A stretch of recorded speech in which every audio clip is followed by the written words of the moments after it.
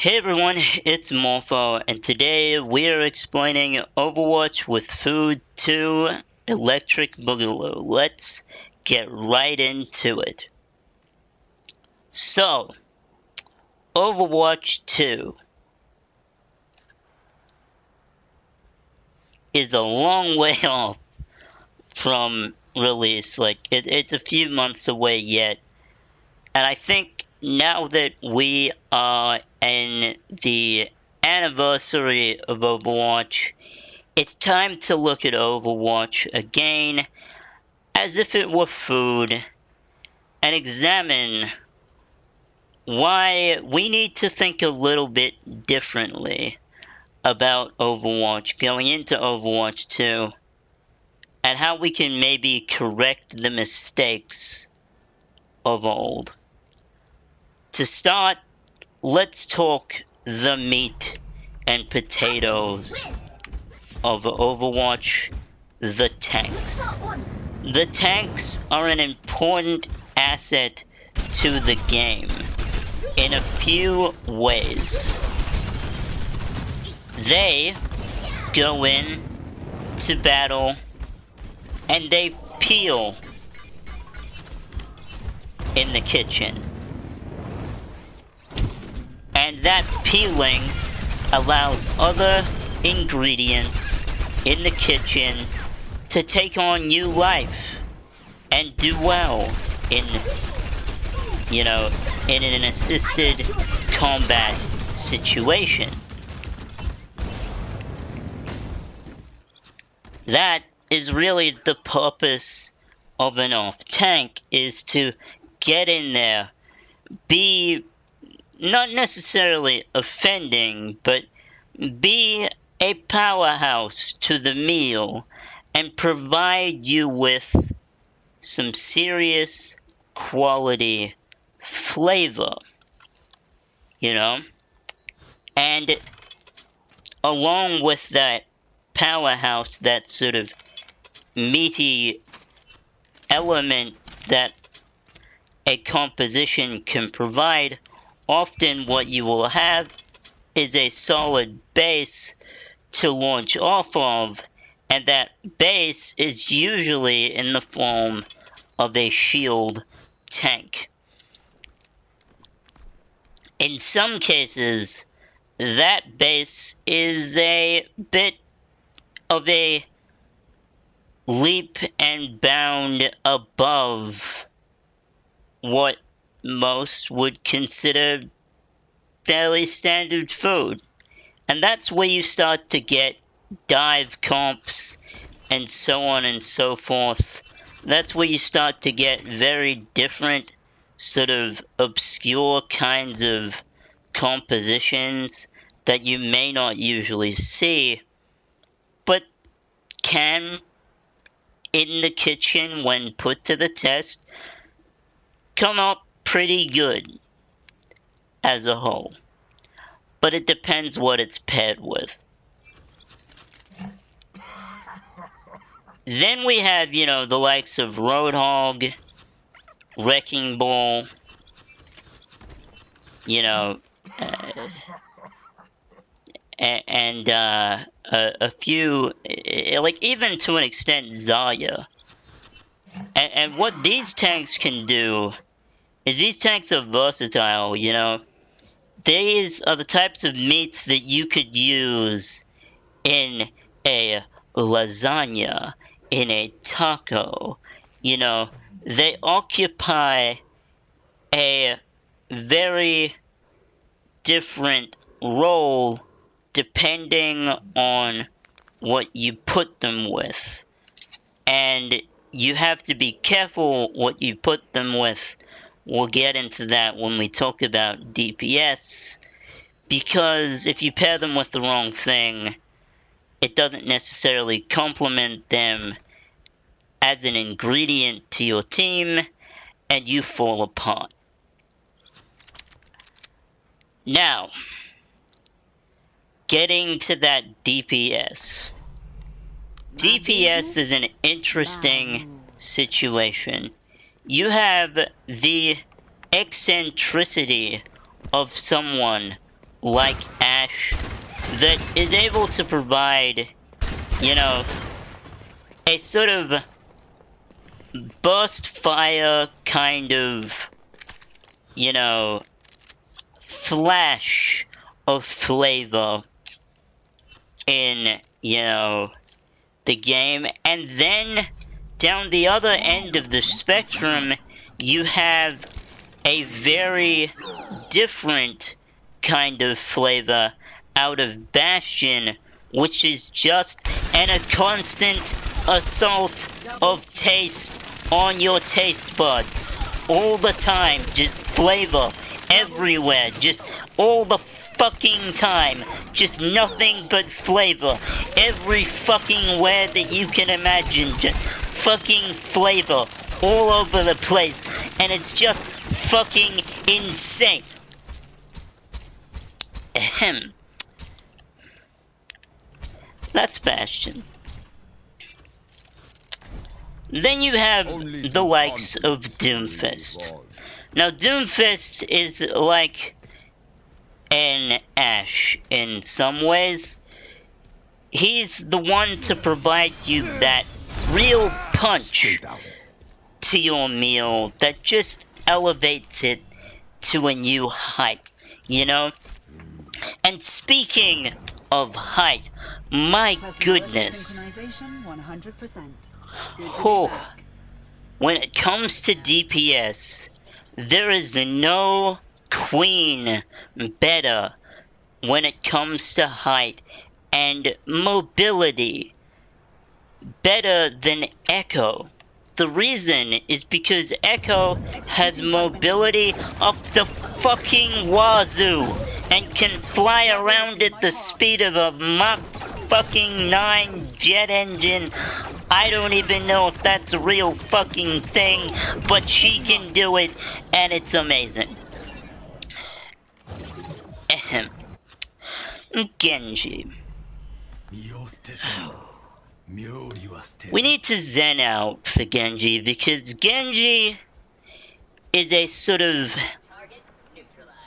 sneaky ingredient to the concoction that is your team comp. He's the one that kind of gives you little flick shots of flavor. Little flick shots of DPS that just elevate it to an interesting level and can, you know, be quite interesting. Then you have his brother Hanzo. Now his brother Hanzo is the type of character that's similar to Widowmaker actually, and even Ash to a certain degree. You know, they occupy that spike of flavor, that very sudden hit of flavor that's very satisfactory to you as a player, but not so much to the enemy team, because they bite into their burger and suddenly they get hit with the flavor of a Hanzo out of nowhere. Then you have Junkrat, okay? Junkrat is like your fucking hot sauce, okay? You know, you freaking go into a game and you see a Junkrat and he's just splurging hot sauce all over your fucking game like nobody's business. But it's usually in quick bursts, okay? Usually in quick bursts. And not nearly as hot as Torbjorn, but we haven't got to him yet, because we've got to talk about a few others before we get to him. So let's talk about McCree. McCree is again an interesting example of a slight kick to the taste buds. A little dash, if you will, of flavor. Just here, there, and everywhere. And then, occasionally, a massive shot of flavor out of nowhere. You can guarantee you're in Flavor Town if you have a McCree. Now we're on to May.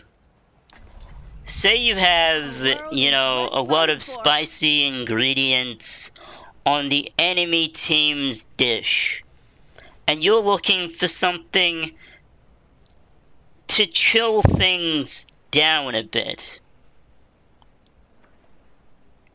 You know, like, sometimes the enemy team comes in really hot, and you need something to just make everyone chill. That is the ingredient that May is. She's like your mayo, if you will. You add it to be a neutralizer in a situation, because if you add a neutralizer to a situation, it balances out that heat level in a way that makes food more easy on the taste buds and not a constant assault on them like Bastion. Okay, Farah. I will protect the innocent. Farah is an interesting one. So, Farah is kind of like, again, a burst fire kind of hero. So, you know, she's like your freaking barbecue sauce, if you will. She's spicy, but, you know, it's more a sudden tang than anything. It's not trying to push you in any particular direction that you're not familiar with. You know, you can totally do well with a Farah on your team. She provides a little bit of a kick and a little bit of a push here and there without being too oppressive. There's ways you can block her out with, you know, the powerhouse meats that occupy the tank role. Then we have Reaper. Reaper is an interesting scenario because he is like the Carolina Reaper, haha, of Overwatch. This is a certified spicy boy. His goal is purely to add maximum spice to every single game, shot after shot, and he'll even go after cheese if he needs to. We're gonna get to cheese in a bit. Then we have Soldier. Soldier is again an assault on the taste buds. Absolutely insane. We all got it coming. But nowhere near as insane as Bastion, who's just literally an assault on the taste buds on levels you cannot begin to imagine. Now Sombra, this is the dark horse of Overwatch. And everyone.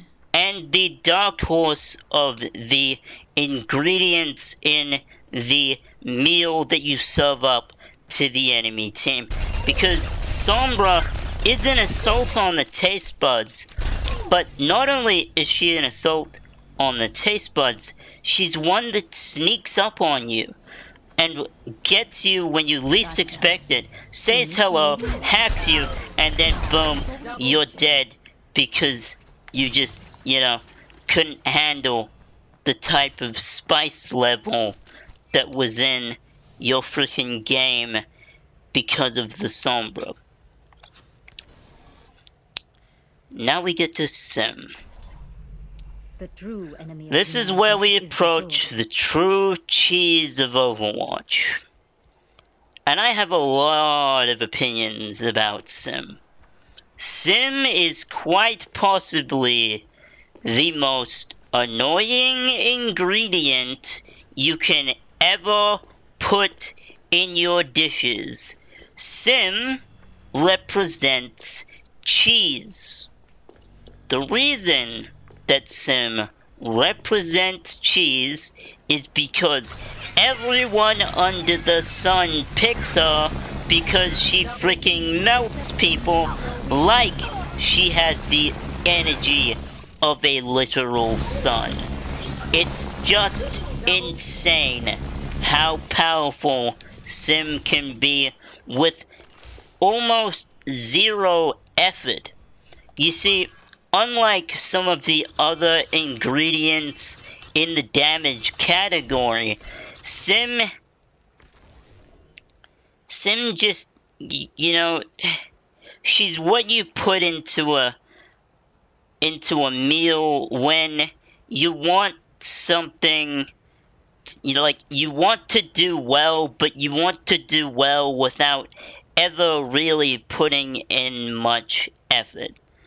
You know, there's a reason why she's not played at high levels, and that's because she's so easily counted.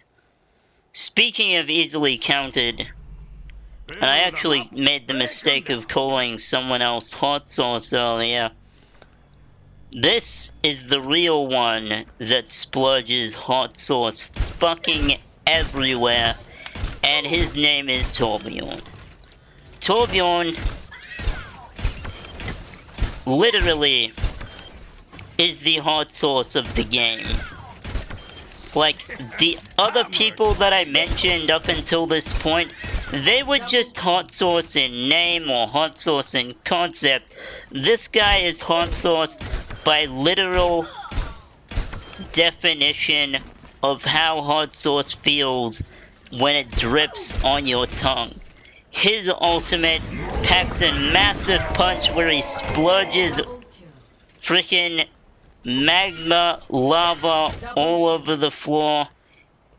It does a fair amount of area of effect damage, and he is also a little bit like cheese in that you don't need him to win games, but everyone picks him because he's just that splurge of DPS.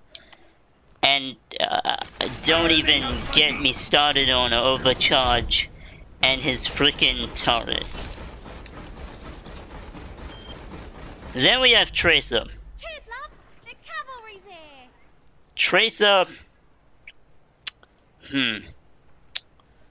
What ingredient do we call Tracer? Tracer is an interesting one because she's kind of like that annoying person that puts the one ingredient you don't need in a meal into a meal. You know?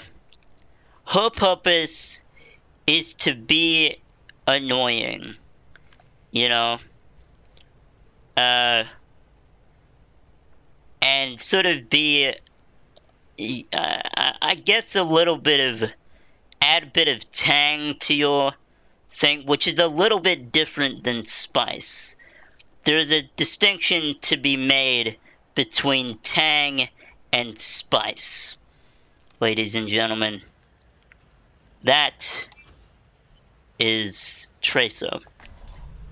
Widowmaker, I already kind of covered this when I covered Hanzo. Widowmaker is a shot of tequila,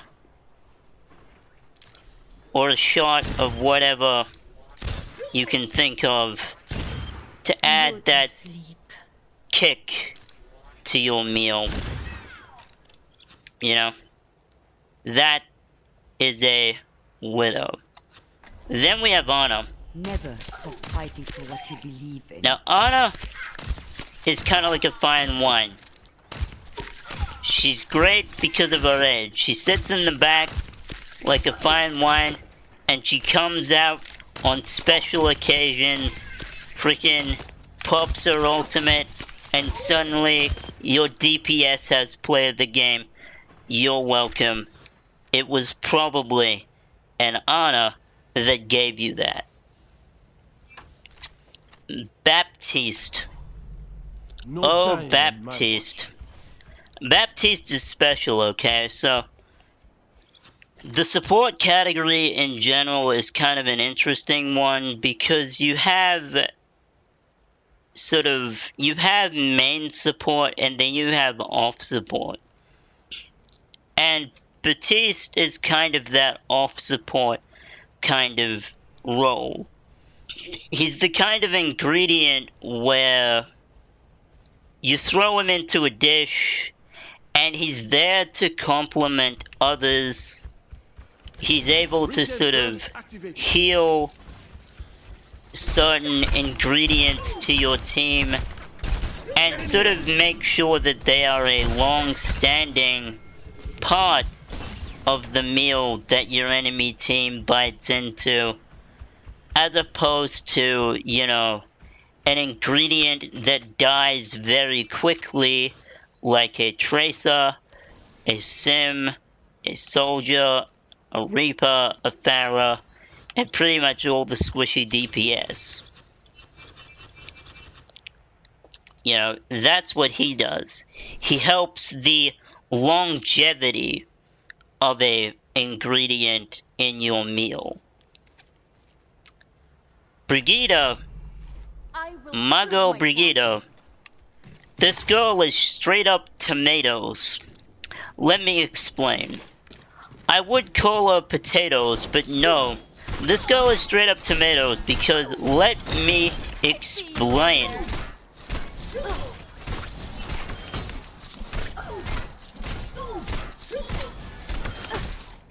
Like a tomato,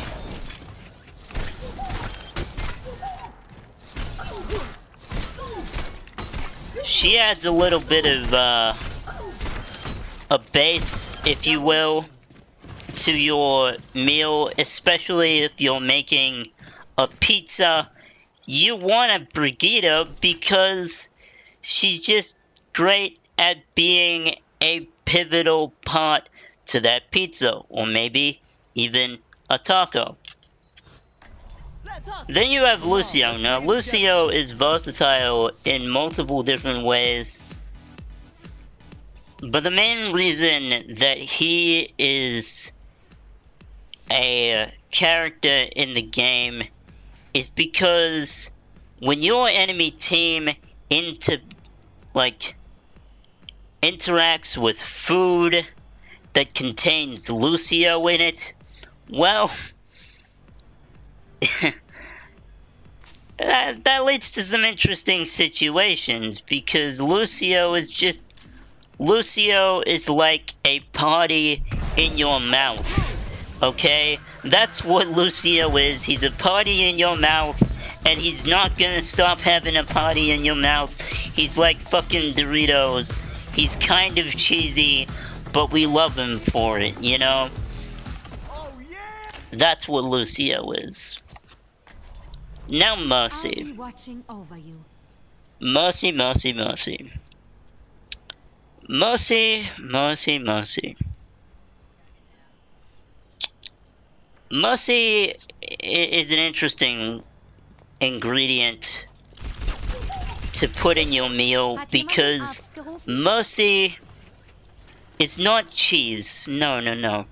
She's not tomato. No, no, no, no, no. She's like the herbs. There we go. She's like oregano. Or, you know, some other herb that I'm not thinking of right now.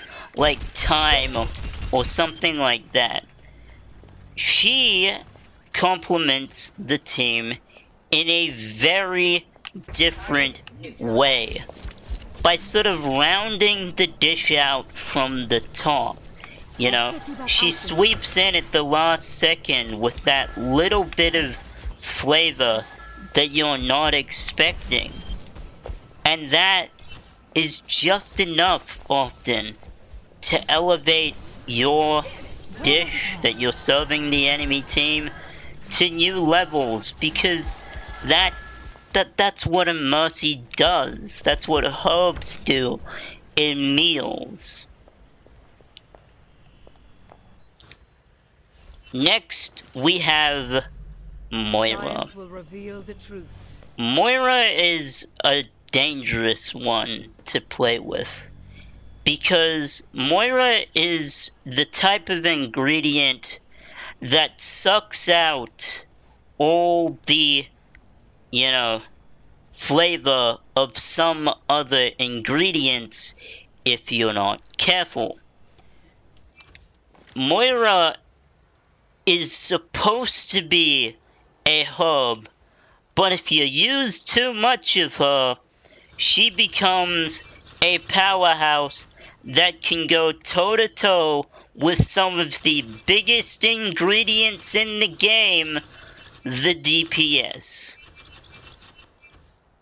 Then, Is without form. finally, we've gotten to the last hero in the game, Zen. Zen is sort of like the meditative hub of the group. He sits in the background. He'll get you with a shot from now and then. And, you know, maybe hit you something with a little bit negative if you're not careful. And that is sort of the power of his Discord orbs. Like his Discord orbs. That's what they do. They sort of... Oh my gosh. Freaking Siri in the background. Yeah, so he sort of provides the power of Discord orbs. And, you know, it is also a little bit of, you know, a little bit of, hub to go with your spices and your meat. Now that we've sort of finished that, let's talk about the ingredients as a whole. Overwatch is a game that has all these ingredients, but you have to use them all carefully. In today's video, despite being kind of hilarious and random, is to remind you to be respectful of those ingredients. And also, if I could say one thing to everybody listening, it's to not rely on cheese. You know, consider the other ingredients on the board. There is so many ingredients that you could be adding to your taco or your pie or whatever kind of composition you are making, that it makes Overwatch a really great and diverse game.